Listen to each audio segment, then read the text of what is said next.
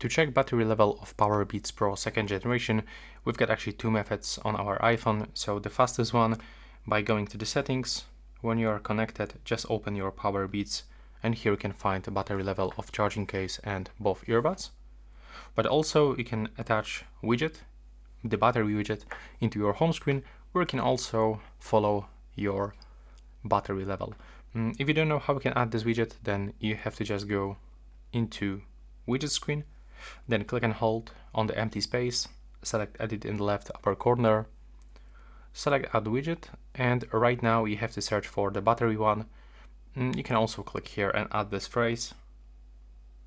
Click on batteries, then select the widget that you would like to apply. So we can get, for example, this one. Click to add widget, and as you can see, it's just right here. You can also click and hold it and try to move into this other screens, and then click done. If you find it useful, please leave a like and a comment below.